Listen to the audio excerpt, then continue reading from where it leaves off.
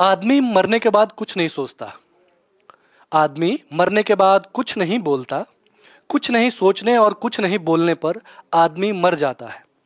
ये उदय प्रकाश जी की पंक्तियाँ थी। इसके माध्यम से मैं ये बताना चाहता हूँ कि वर्तमान जो स्थितियाँ हैं, खास करके एग्ज़ाम देने को लेके, जो वर्तमान में जो युवाओं के साथ, जो बच्चों के साथ शासन तंत्र की तरफ से जो अत्याचार हो रहे हैं, जिस तरह से रवैया अपनाया जा रहा है कि हर मामले में पेपर लीक हो जाते हैं, हर एग्ज़ाम के, चाहे एग्ज़ाम किसी तरह का हो, चाहे वो कॉलेज में एडमिशन लेने की हो, चाहे कॉलेज में रहते हुए पाठ्यक्रम जो पढ़ाया जा रहा है उसका एग्ज़ाम हो, या फिर नौकरी लेने के लिए एग्ज़ाम हो, वो नौकरी किसी भी स्तर की हो सकती है।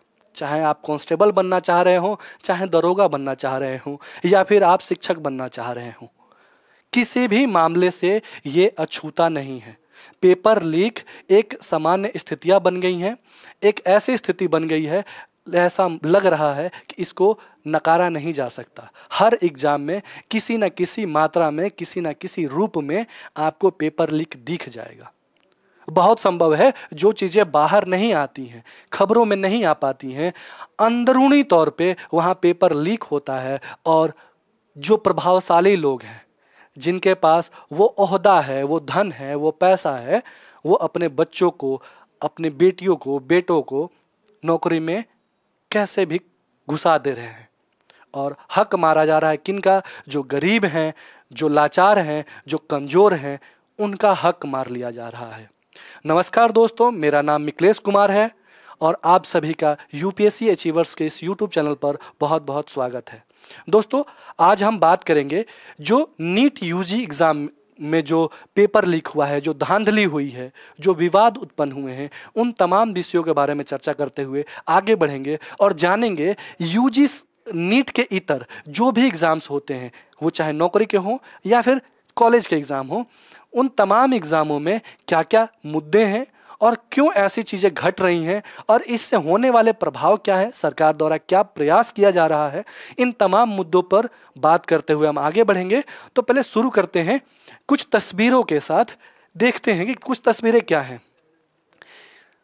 मैं गार्डियंस को, खास तौर पे जिनके बेटे बेटियां किसी कंपटीशन के तैयारी में लगे हुए हैं, किसी भी प्रतियोगी परीक्षा की तैयारी में लगे हुए हैं, उनको बस इतना बताना चाहता हूं कि आप जब भी अपने बेटे बेटियों को किसी भी एग्ज़ाम की तैयारी में ढकेलते हैं, भेजते हैं तैयारी करने के लिए, वो इच्छुक होते हैं, आप तो पैसा दे देते हैं, है ना, भेज देते हैं, चाहे आप देश के किसी भी शहर, किसी भी कोने, या फिर घर के स्तर पर ही रख के पढ़ाते हो, ये मायने नहीं रखता। एग्ज़ाम देने के प्रक्रिया के दौरान, जब से एडमिट कार्ड आता है और उसके बाद से एग्ज़ाम सेंटर पर पहुंचने के दरमियान स्थितियां कुछ ऐसी होती हैं, है ना। ये पटना स्टेशन का ये तस्वीर है। कब का तस्वीर है? तो ये बीपीएससी एग्ज़ाम देने गए थे तब की तस्वीर है ना। ये सारे छात्र कल को डीएसपी, एसडीएम, वीडियो, तमाम बड़े अधिकारी पद पे आसीन होंगे, है ना। उनकी एग्ज़ाम के देने के लिए गए थे। किस प्रकार से ट्रेनों में घुसने के लिए जद्दोजहद कर रहे हैं, संघर्ष कर रहे हैं। और ये सिर्फ एक एग्ज़ाम की बात नहीं है, ये कमोबेश पूरे भारत में हर एग्ज़ाम की यही स्थिति है ना। यूपी कांस्टेबल का जो एग्ज़ाम हुआ है ना, उसमें आपको पता है 40 लाख बच्चों ने एग्ज़ाम दिया था, अपीयर हुए थे। सोचिए, 40 लाख बच्चे एक स्टेट में मोबिलाइज हो रहे हैं इधर से उधर एग्जाम देने के लिए, तो स्टेशन की क्या स्थिति रहती होगी, है ना। अब देखिए, जब एग्जाम कंप्लीट हो जाता है, एग्जाम दे लेने के बाद से बच्चे सोचते हैं, जिन बच्चों का एग्जाम अच्छा हुआ होता है वो सोचते हैं कि इस बार हमें नौकरी मिल जाएगी, या फिर जिस कॉलेज के लिए, जिस संस्थान के लिए मैंने परीक्षा दिया था, उस परीक्षा में मेरा सफलता सुनिश्चित होगा और उसके साथ ही मुझे नामांकन मिल जाएगा, या फिर मुझे नौकरी मिल जाएगी। लेकिन स्थितियां ठीक इसके विपरीत होती हैं। जैसे बच्चा कमरे में पहुंचता है, यहाँ तक कि वो स्टेशन तक पहुंचा रहता है, तभी बात निकलती है कि पेपर लीक हो चुका है, पेपर वायरल हो चुका है, लोगों के व्हाट्सएप पे आ रहा है, और बच्चा उस समय मायूस हो जाता है। और क्या तनाव रहती होगी, शायद आप समानुभूति के स्तर तक नहीं पहुंच सकते। आप भले ही गार्डियन रहे हो, आपने अपेक्षाएं पाल रखी हो अपने बच्चों से, अपने बेटियों से, अपने बेटों से, लेकिन आप समानुभूति के स्तर तक नहीं पहुंच सकते। एक लड़का लड़की जो दिन रात पढ़ाई करता है, दिन रात लाइब्रेरी या फिर एक कमरे में अपने आप को कैद कर लेता है, भूत की तरह मेहनत करता है, और अचानक से एक दिन 2 घंटे का एग्जाम होता है, एग्जाम देकर निकलता है और पता चलता है कि पूरी साल की मेहनत बेकार हो गई क्योंकि पेपर लीक हो गया, है ना। तो उसके मन पर क्या बीतती होगी ये आप सिर्फ अंदाजा लगा सकते हैं, समझ नहीं सकते हैं। उसके बाद संघर्ष शुरू होता है। संघर्ष क्या शुरू होता है? जैसे कि ये नीट के बच्चों का ही, नीट यूजी के बच्चों का तस्वीर है ये लेटेस्ट। आप देखेंगे कि कैसे अपने अधिकारों की बात कर रहे हैं। लिखा गया है कोर्ट में, चोरी हो गई मेरी सीट, वी वांट रीनीट, फिर से एग्जाम कराने की बात कर रहे हैं। लेकिन बेचारे ये नादान हैं, छोटे भाई बहन, ये समझ नहीं रहे हैं कि रीनीट, सिर्फ री एग्जाम करा लेना ही समस्याओं का हल नहीं है। आगे हम बात करेंगे कि क्या क्या समस्याएं, मुद्दे क्या हैं और हल किस प्रकार से निकाला जा सकता है ना। तो आगे देखिए, जब चीजें सरकार के समझ से बाहर जाती हैं, है ना, सरकारें क्या करती हैं कि जिससे चुन के गई हैं, जहां से चुन के गई हैं, है ना, और जिनको दिन रात कहती हैं कि मेरे कलेजे के टुकड़े हैं, मेरे युवा हैं, मेरे देश का भविष्य है, उन पर ये वाटर कैनन चलाते हैं, पानी की बौछार करते हैं ठंडी के दरमियान।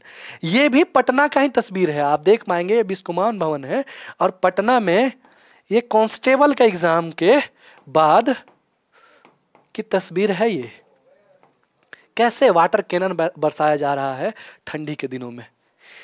आगे देखिए कि जिस परीक्षा की तैयारी करने के लिए गए हैं बच्चे, उस पर पुलिस वाले कैसे डंडा मार रहे हैं जैसे कोई आतंकवादी हो, कोई क्रिमिनल हो। एक छात्र है, वो बात कर रहा है किस चीज की? तो सिर्फ एग्जाम की, ट्रांसपेरेंट तरीके से एग्जाम। नौकरी भी नहीं मांग रहा आपसे, आपसे सिर्फ इतना मांग रहा है कि भाई मेरा सही से मूल्यांकन हो, मेरे नॉलेज का सही से मूल्यांकन हो। आपने जिस पाठ्यक्रम पर, जिस पद्धति पर एग्जाम को कराया है, उस एग्जाम में मेरा सही से मूल्यांकन बस करवा दीजिए, और बाकी मेरी किस्मत, बाकी मेरी मेहनत।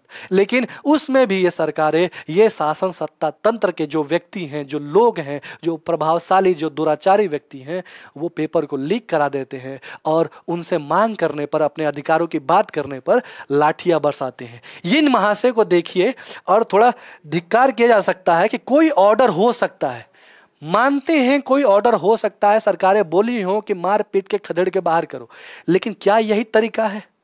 इतनी ऊंची लाठी उठाता है कोई? अपने देश के युवा, अपने परिवार के युवा, अपने बच्चों के लिए आप इतनी ऊंची लाठी उठाएंगे? ये कहां से आए हैं महाशय?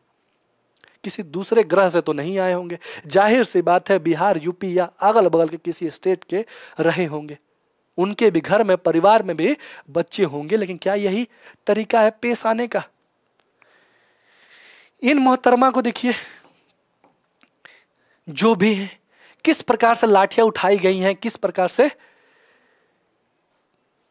मारे जा रहे हैं अपने लोगों को, अपने समाज के व्यक्तियों को। ये संघर्ष के सारे बिंदु हैं। अब हम जानते हैं कि मुद्दे क्या हैं, क्या क्या ऐसे मुद्दे हैं, है ना, कि ऐसी स्थितियां देखने को मिल रही हैं जो हम लोगों ने पीछे देखा कि ऐसी स्थितियों के नौबत क्यों आ रही हैं, है ना। क्या क्या मुद्दे हैं कि लाठी उठाना पड़ जा रहा है, युवाओं को सड़कों पे घसीट घसीट के मारा जा रहा है। साल भर मेहनत करने के बाद से युवा, आधे पेट खाने के बाद से युवा, जली रोटी खाने के बाद से युवाओं के साथ ऐसा अत्याचार हो रहा है। तो तमाम ऐसे मुद्दों को हम देखते हैं कि क्या क्या मुद्दे हैं। तो मुद्दों में हम बात करेंगे ऐसे कि ऑल ओवर हम एग्जाम की बात करेंगे। सिर्फ मैं नीट यूजी या फिर किसी एग्जाम विशेष की बात ना करके हम ऑल ओवर जो परीक्षाएं होती हैं, चाहे वो कॉलेज के स्तर पे हो या फिर किसी अन्य प्रकार के प्रतियोगिता परीक्षा हो, उन तमाम विषयों को लेके, मुद्दों को लेके बातचीत करेंगे कि ये घटनाएं क्यों हो रही हैं और क्या ऐसी स्थितियां हैं, है ना। तो पहले तो देखते हैं कि जितने हमारे यहाँ स्टेट हैं, अपने यहाँ जितने भी स्टेट हैं, उन तमाम स्टेटों का सिलेबस अलग है, सब चीज़ अलग अलग है ना। तो पहली चीज़ क्या है कि लगातार जो घोटाले हो रहे हैं ना, स्कैंडल्स हो रहे हैं, वो काफ़ी प्रभावित कर रहे हैं बच्चों को। ये घोटालों की जो बारंबारता है ना, बारंबारता है जो वो बढ़ती जा रही है समय के साथ। आप देखेंगे कि सरकारें तरह तरह के जतन करती हैं, तरह तरह की चीज़ें करती हैं, लेकिन घोटाले लगातार तौर पर बढ़ते जा रहे हैं। जो मूल्यांकन की पद्धति है ना, कोई भी एग्जाम्स वगैरह होते हैं किसी भी स्टेट में, चाहे कॉलेज के एग्जाम हो, है ना, मूल्यांकन की जो पद्धति है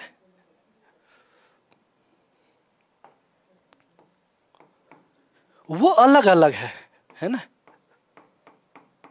अलग अलग कैसे? जैसे स्टेट वैसे नियम कानून है, वैसे ही परीक्षाएं होती हैं, वैसे ही उनके मूल्यांकन की पद्धतियां निर्धारित की जाती हैं, है ना। और सबसे बड़ी दिक्कत क्या है? दिक्कत यह है कि हमारे यहाँ रट्टाफिकेशन बहुत ज़्यादा है ना। स्मृति पर बहुत ज़्यादा बल दिया जाता है, समझने को बेईमानी माना जाता है, स्मृति पर बहुत ज़्यादा बल दिया जाता है ना। जैसे कि रट लीजिए हर बात को, रट्टाफिकेशन वाली बात, रट्टा मारने वाली पद्धति की याद कर लीजिए और आप एग्जाम क्वालिफाई कर जाएंगे। तो बच्चे समझने से ज़्यादा याद करने पर बल देने लगते हैं। अब एक उदाहरण समझते हैं कि अब देखिए कि गांव समाज में हम लोग रहते हैं, क्या होता है कि कोई भी मामला हुआ, छोटा मोटा मामला, किसी तरह का मामला, जैसे में वो विभिन्न प्रकार के हो सकते हैं, चाहे वो झगड़ा हो गया अगल बगल में, है ना, घरेलू मामला हो गया कोई, है ना, या फिर जमीनी विवाद हो गया, किसी तरह के भी मामले हो गए। मामलों में सबसे पहले कहाँ जाता है आदमी? तो पुलिस थाना पर जाता है ना, पुलिस स्टेशन में जाता है। स्टेशन में कौन बैठे रहते हैं? तो बैठे रहते हैं बाबू। बाबू कौन? तो एसआई साहब, है ना। एसआई क्या बोलते हैं? सब इंस्पेक्टर साहब।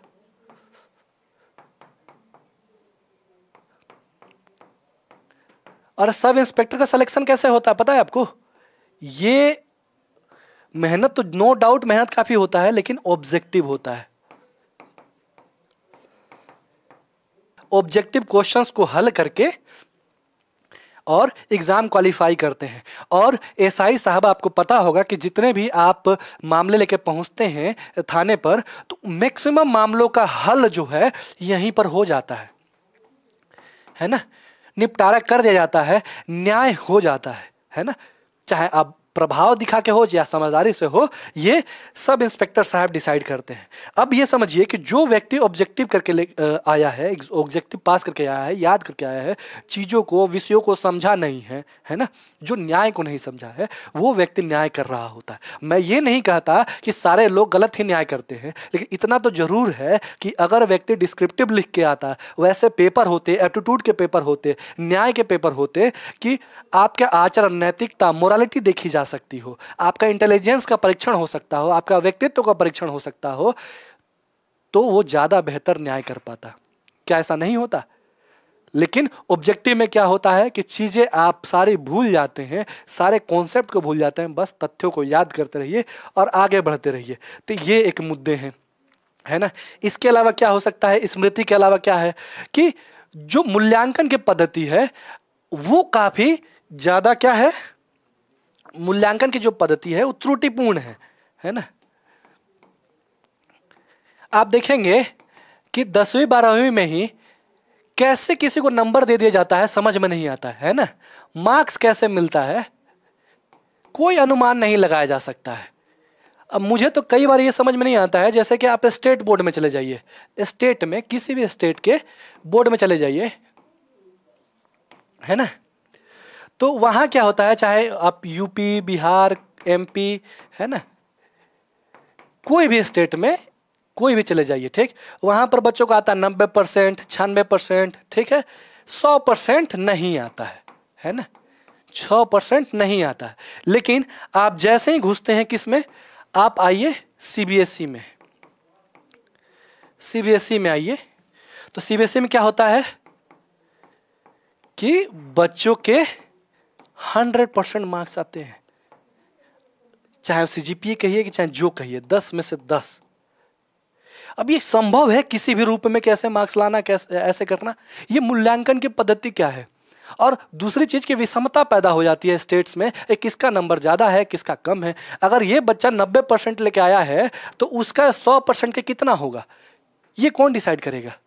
और एक नियम लगा देते हैं अलग अलग संस्थान अलग अलग जगह कि 5% 7% घटा लीजिए या क्या मेथड अपना लीजिए, ये भगवान ही मालिक है। ऐसी स्थिति में चलता है एग्जाम। अब मूल्यांकन ऐसी पद्धति के हिसाब से होता है ना।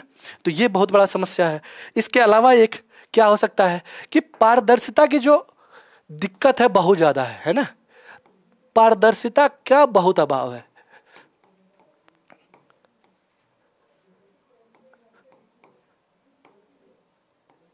पारदर्शिता का अभाव है, जैसे कि क्या पद्धति अपनाई जा रही है, एग्जाम कैसे हो रहा है, क्या हो रहा है, कैसे हो रहा है ना।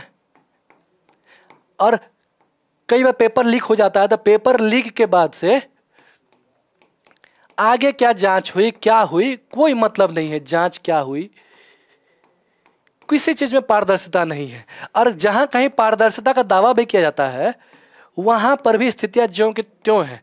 जैसे कि अगर एक बिहार का मैं उदाहरण लेता हूं, अगर बिहार में आप क्या करते हैं कि सब इंस्पेक्टर का परीक्षा देते हैं, है ना। बिहार में एसआई का परीक्षा देने जाते हैं आप, तो क्या किया जाता है, जब पेपर आता है आपके हाथ में, क्वेश्चन पेपर, तो कैमरे पर रिकॉर्डिंग होती है उसकी, है ना, रिकॉर्डिंग होती है। और कैमरे पर रिकॉर्डिंग होती है और इसका आपके सामने जो क्वेश्चन पेपर है वो खोला जाता है।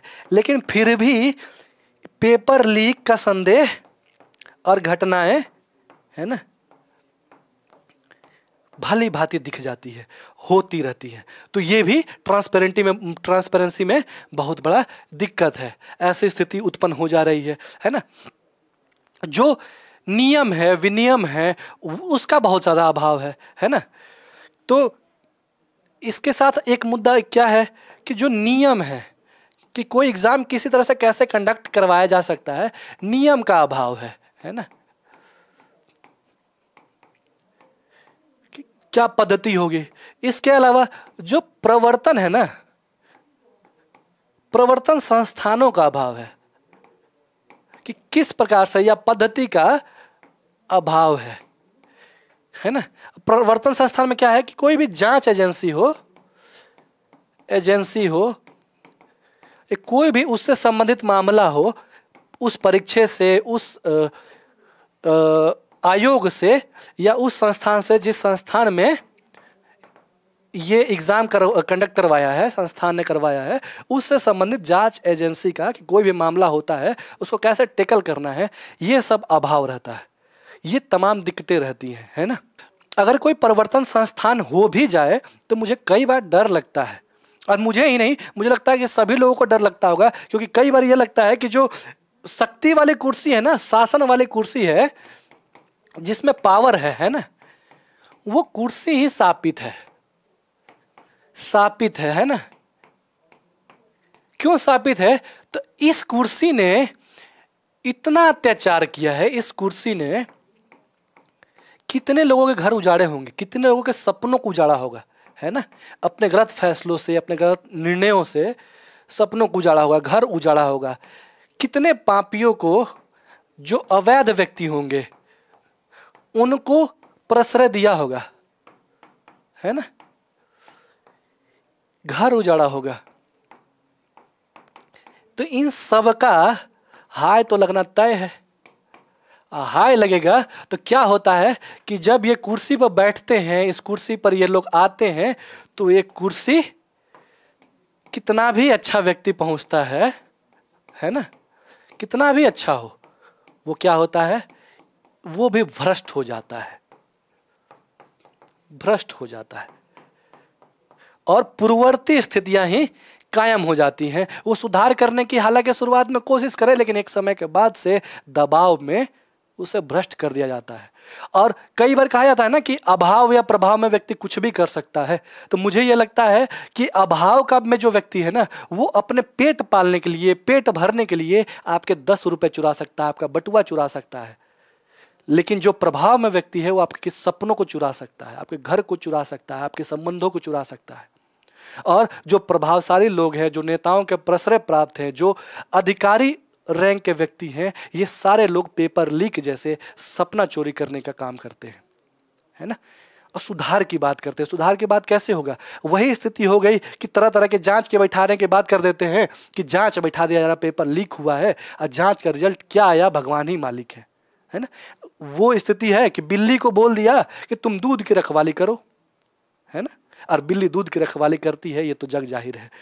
खैर, तो अब हम देखते हैं कि ये एक जो मूल्यांकन पद्धति की हम बात कर रहे थे, मूल्यांकन पद्धति में इन मोहतरमा का आपने देखा होगा, वीडियो काफी वायरल हुआ था और इन पर केस भी दर्ज हुआ, मुकदमा भी दर्ज हुआ। ये क्या कर रही हैं कि एग्जाम का पेपर चेक कर रही थी, एग्जाम का पेपर चेक कर रही हैं, उसके साथ साथ में ये क्या कर रहे हैं, रील भी बना रही हैं। ये तमाम रील की ही स्क्रीनशॉट ली गई हैं और बिना पढ़े बिना देखे, मुझे तो लगता है हेडिंग भी नहीं देख रही होंगी और साइन मारे जा रही हैं, है ना।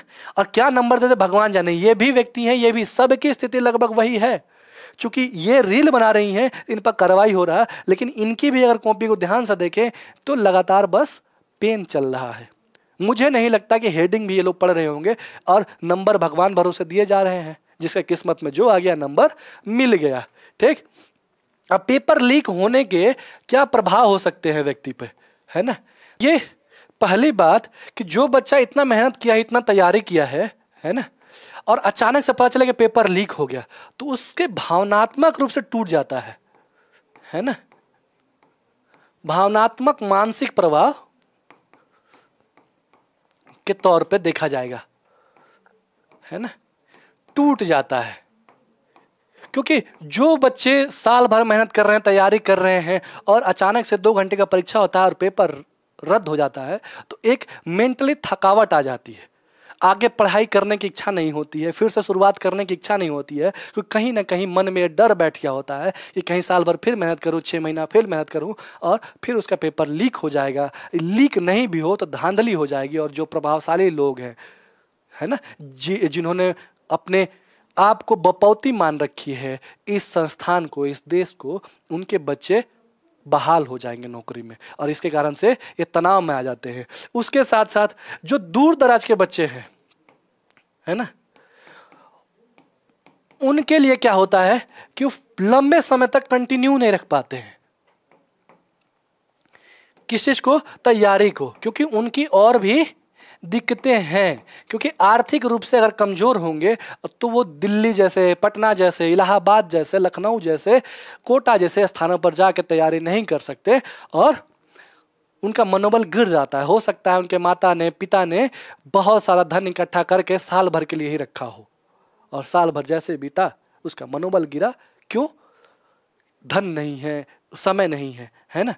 और इसके अलावा क्या होता है कि भावनात्मक मानसिक प्रभाव के साथ जो शैक्षणिक कैलेंडर होते हैं ना, वो प्रभावित होते हैं।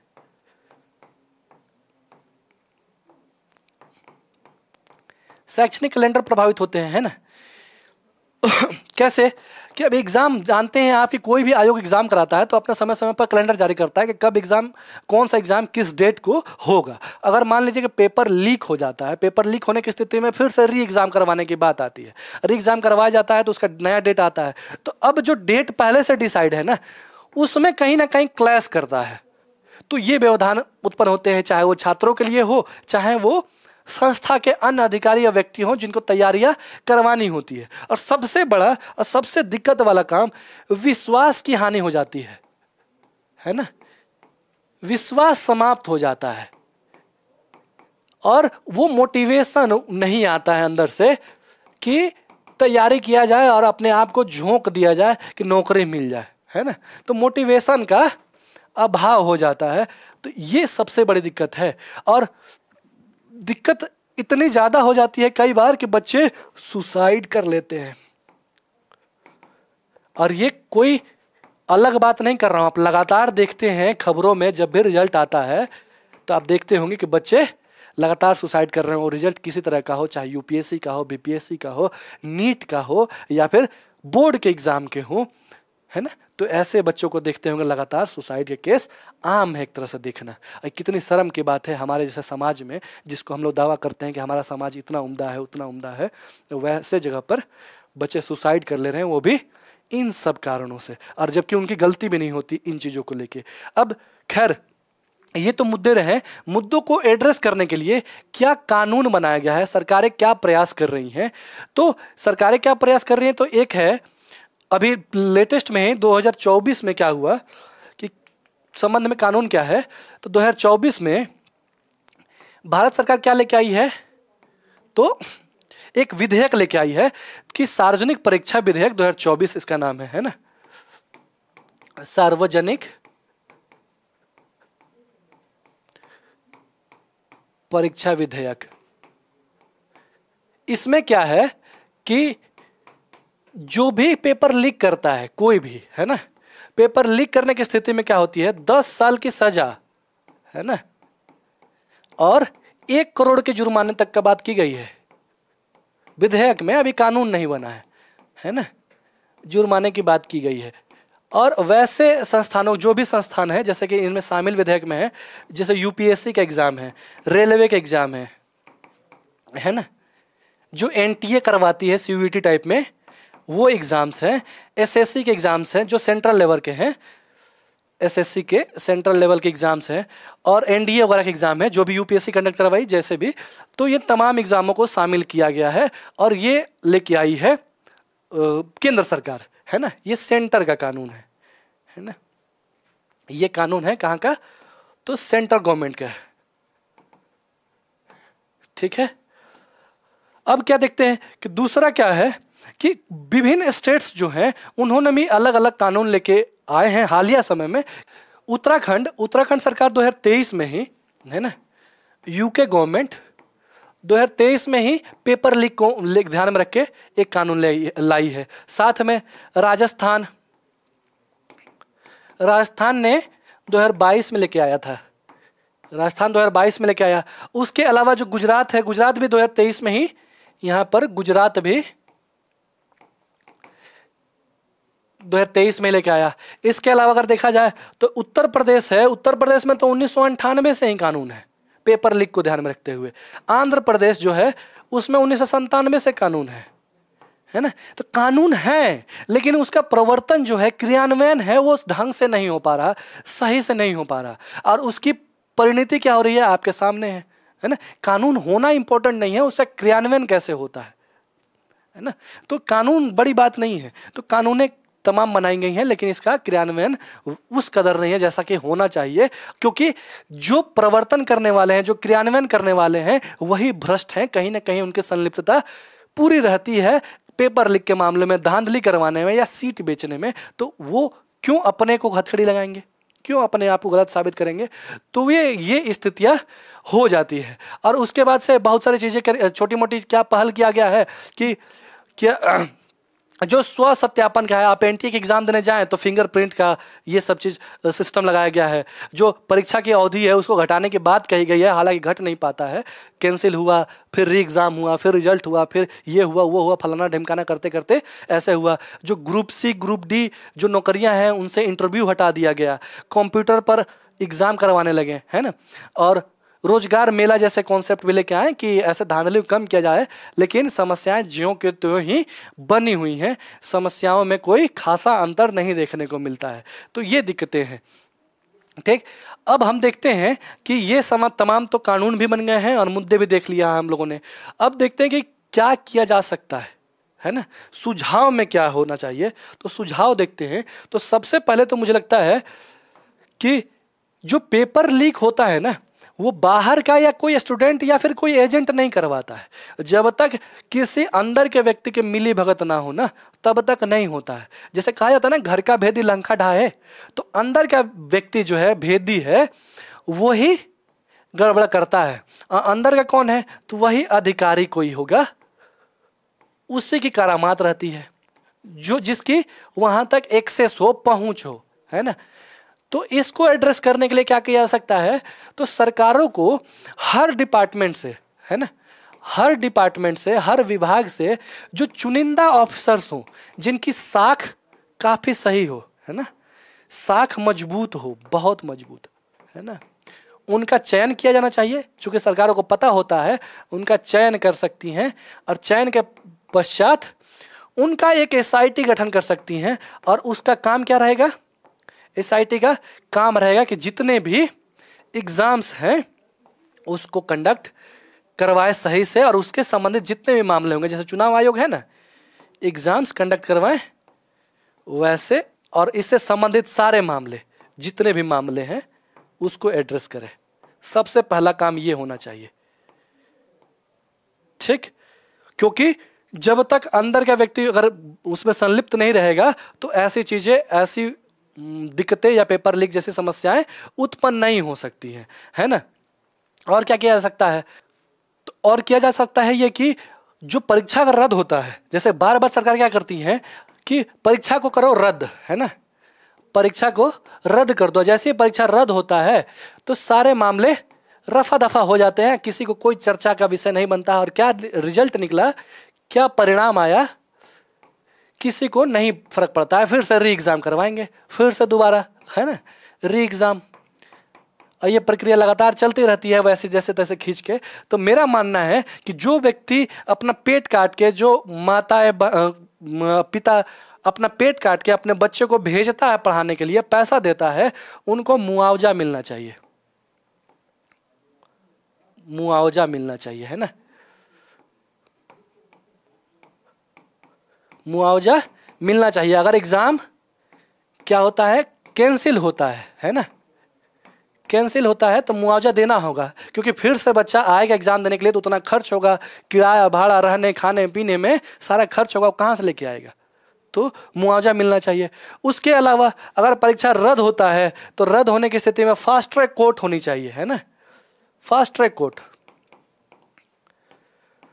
फास्ट ट्रैक कोर्ट में क्या होगा कि जल्दी से सुनवाई हो, है ना, सुनवाई त्वरित तौर पे होना चाहिए, लंबे समय से पेंडिंग ना रहे, सुनवाई त्वरित होनी चाहिए, जल्दी, है ना, ये होनी चाहिए।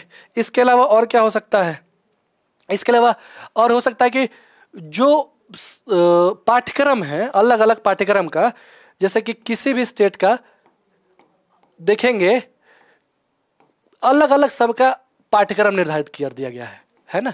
और क्या कहा जाता है कि एक एग्जाम, जैसे कि नीट भारत में एक बार होता है ना, एक होता है, यूपीएससी एक एग्जाम होता है, ठीक, यूपीएससी जितने भी एग्जाम कंडक्ट कराती है सब एक साथ होता है, एनटीए का एग्जाम एक बार हो रहा है, और सबका क्या करते हैं कि सिलेबस अलग अलग है और इनका एग्जाम एक होता है ना। तो क्या किया जाना चाहिए कि पाठ्यक्रम एक करना चाहिए, पाठ्यक्रम एक होना चाहिए, एक पाठ्यक्रम, ठीक है, जिससे क्या होगा कि समरूपता बनी रहेगी, एक साथ आदमी आगे बढ़ेगा और तैयारी कर पाएगा, सही से मूल्यांकन कर पाएगा। होता क्या है ना कि जंगल में अगर रेस रख दो और सारे पशु पक्षियों जानवरों को बुला लो, कहोगे पानी में तैरना है, तो मछली तो हमेशा जीतेगी। वहीं अगर रख दो कि पेड़ पर चढ़ना है तो चीता हमेशा जीतेगा। तो ये मूर्खता वाली बात हो गई कि सबका सिलेबस अलग हो लेकिन एग्जाम एक हो, और पाठ्यक्रम जो क्वेश्चन पूछे जाएं तो वो जिससे जिसका भिड़ जाए वो बेहतर कर जाएगा। इसके अलावा एक चीज ये कर सकते हैं कि जो शिक्षा है ना, वर्तमान में क्या है कि समवर्ती सूची का विषय है, समवर्ती सूची का विषय है, यानी कि इस पे राज्य और केंद्र दोनों कानून बना सकते हैं, नियम कानून बना सकते हैं, राज्य भी अलग अलग स्टेट्स अपना भी और साथ में केंद्र भी बना सकता है। इससे क्या होता है, कई बार दोहराव की स्थिति उत्पन्न होती है ना, स्थिति उत्पन्न होती है और विषमता भी पैदा होता है सिलेबस को लेके, है ना। तो वैसी स्थिति में क्या किया जाना चाहिए, समवर्ती सूची से निकाल के या तो उसको क्या करना चाहिए कि स्टेट में डाल देना चाहिए या फिर सेंटर के ही अधीन कर देना चाहिए पूरा, कि दोहराव बचे, है ना। या फिर एक ये सुझाव हो सकता है वर्तमान में कि समवर्ती सूची तो रहे ही, लेकिन समवर्ती सूची में रहने के साथ साथ क्या कर सकते हैं कि जो केंद्र है वो एक मॉडल जारी कर दे, है ना, उन मॉडल को राज्यों पर छोड़ दे कि राज्य अपने से डिसाइड करें कि उन्हें कैसे उसको एग्जीक्यूट करना है, लागू करना है और कितनी मात्रा में लागू करना है। जैसे कि एपीएमसी के में देखा हम लोगों ने, मंडियों के विषय में केंद्र सरकार ने एक मॉडल जारी किया और उसको ध्यान में रखते हुए जो स्टेट्स हैं, स्टेट गवर्नमेंट्स है, उसको अपनाती हैं, करती हैं, है ना। तो ये तमाम मुद्दे हैं और इसी के साथ में मैं अंत करना चाहूँगा, लेकिन उससे पहले राहत इंदौरी साहब का एक कोट है कि अगर आप कोई सही बात बोल रहे हैं और लोग विरोध कर रहे हैं, पुलिस डंडा मार रही है, सरकारें आपके विरोध में बात कर रही हैं, तो उसको ध्यान में रखते हुए है कि अगर खिलाफ है तो होने दो, जान थोड़ी है, ये सब धुआं है, आसमान थोड़ी है।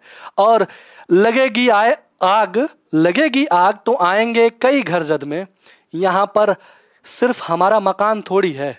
यानी कि जब स्थितियां बिगड़ती हैं तो सब बिगड़ेंगी, अगर नहीं बोला गया तो सब बर्बाद होगा। और इसके अलावा हमारे मुंह से जो निकले वही सदाकत है, हमारे मुंह से जो निकले वही सदाकत है। हमारे मुंह में तुम्हारी जुबान थोड़ी है। जो आज साहिबे मसनद हैं कल नहीं होंगे, जो आज अपने आप को सत्ताधीन समझ रहे हैं, सत्ता के मालिक समझ रहे हैं, वो नहीं होंगे, किराएदार हैं, जाति मकान थोड़ी है। और जिनको लगता है कि सबसे ज्यादा देश हमारा है और लाठी डंडा मार सकते हैं, तो सभी का खून शामिल है इस मिट्टी में, सभी का खून शामिल है इस मिट्टी में, किसी की बाप का हिंदुस्तान थोड़ी है। तो एंजॉय कीजिए और मुद्दों को समझिए, देखिए, गलत हो रहा तो गलत को बोलिए, है ना, गलत का प्रतिरोध कीजिए, बात रखिए, बात रखने से पीछे नहीं हटते, है ना। और आपने यहां तक वीडियो देखा है तो आपका बहुत बहुत धन्यवाद। जय हिंद।